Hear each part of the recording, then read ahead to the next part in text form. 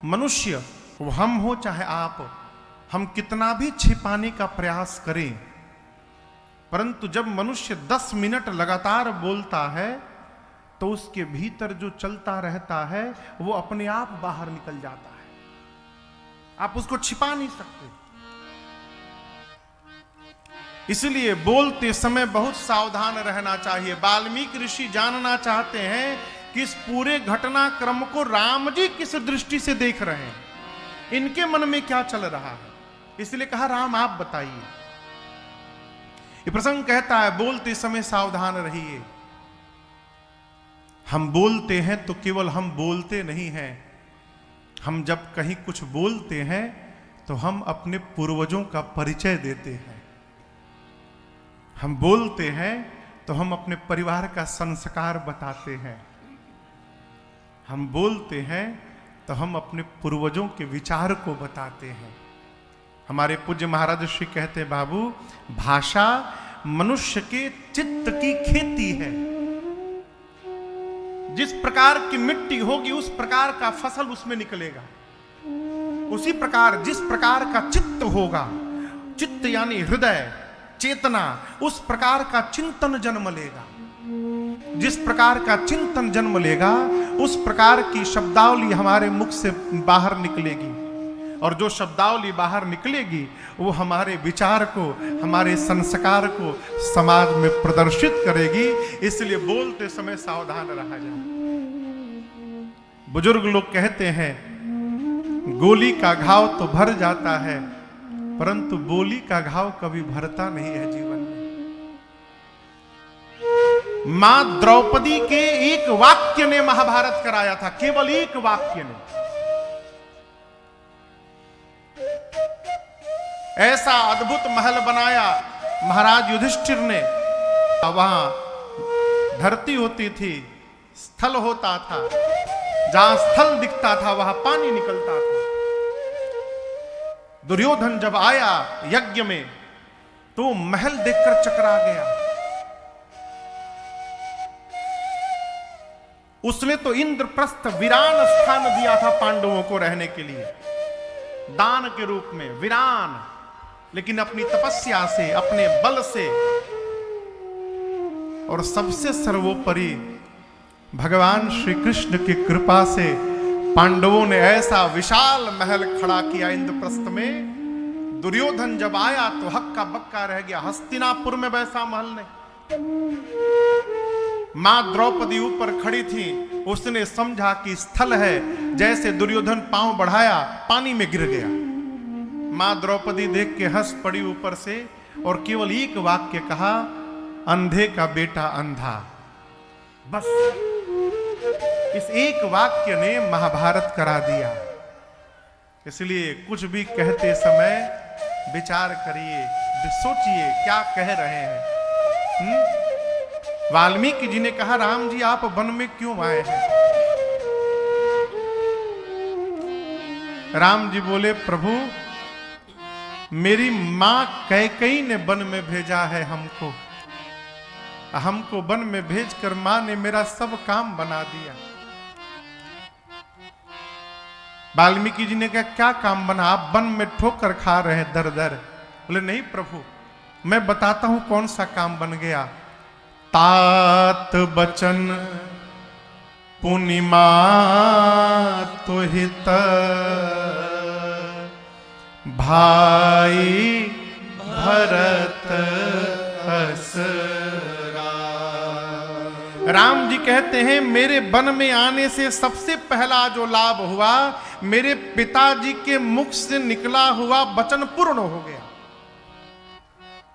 और इस बात को याद रखिएगा, आप पूरे जगत को प्रसन्न कर रहे हैं, और यदि आपके आचरण से आपके माता पिता प्रसन्न नहीं है तो ये जगत का प्रसन्न होना व्यर्थ है, उसका कोई मतलब नहीं है।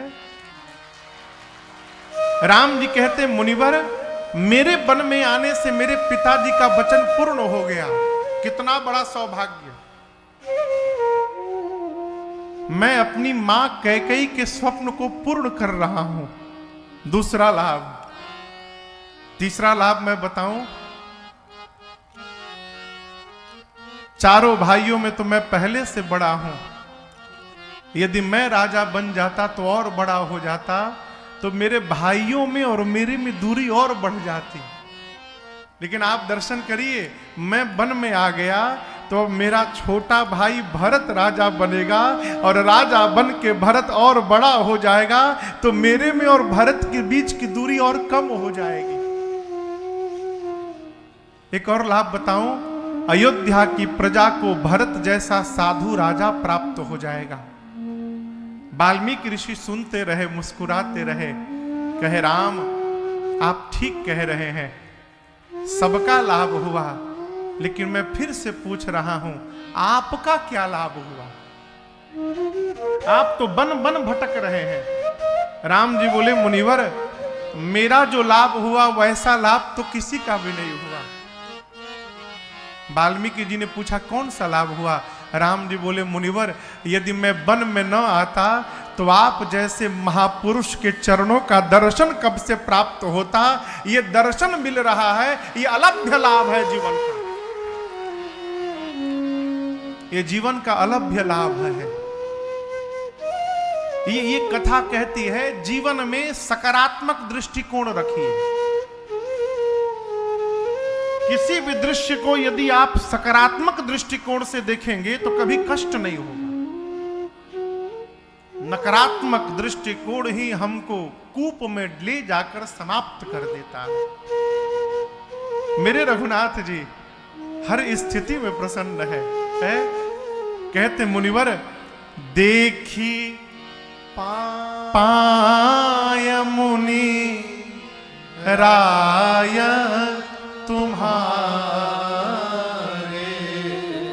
मैं कहता हूं भय सुकृत सब सफल हमारे।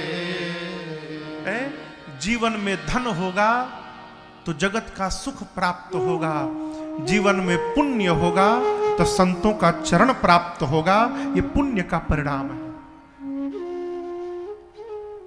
राम जी कहते हैं आपके श्री चरण का दर्शन प्राप्त करके हे मुनिदेव, राम के सारे सुकृत आज सफल हो गए। अब हम आपसे प्रार्थना करते हैं, आप जहां आज्ञा करेंगे।